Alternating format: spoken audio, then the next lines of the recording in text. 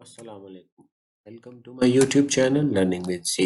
आज मैं आपके साथ MGT 503 principle of management GDP fall 2024 का शेयर करने वाला हूं। मैं आपको कुछ पहले इंस्ट्रक्शन बताऊंगा GDP की, जिनको केयरफुली आप अंडरस्टैंड कर लीजिएगा ताकि आपको इन फ्यूचर को GDP आपको सबमिट करवाना हो या आपको GDP आए तो आप कोई मुश्किलात पेश ना आए। पहली चीज़ ये है, आप नोट कर लें कि GDP जो होता है इसकी डेट अगर इन्होंने लिखी है 2 दिसंबर, तो ये उस दिन रात 12 बजे बंद हो जाएगा। इसमें कोई एक्स्ट्रा डे नहीं होता।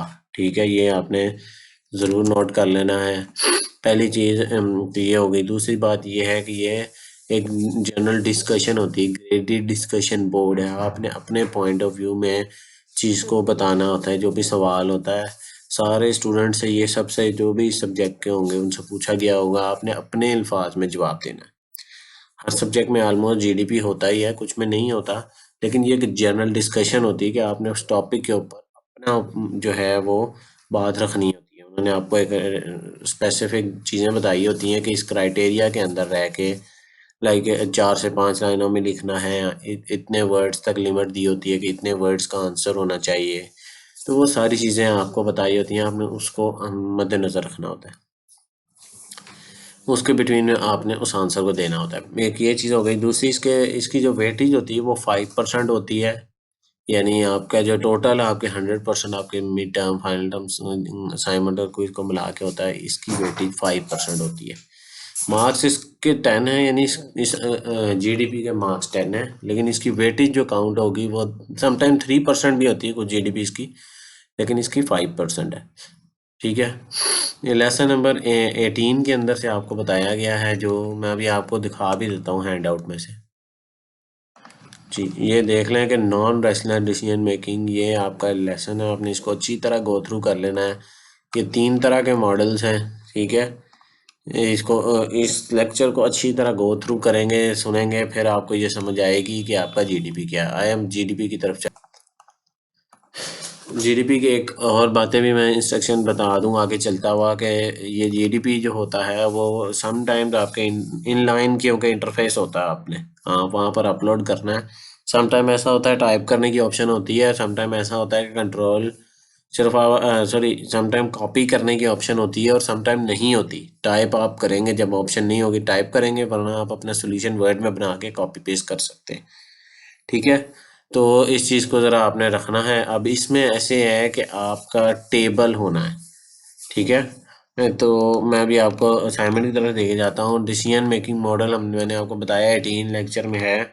उस सिनेरियो को गो थ्रू करें। वो कहता है कि वो नॉन रैशनल स्टाइल में से आपने अपने दिमाग में रखने हैं तीनों को, और डिसीजन मेकिंग मॉडल जो है उसे इलिस्ट्रेट करना है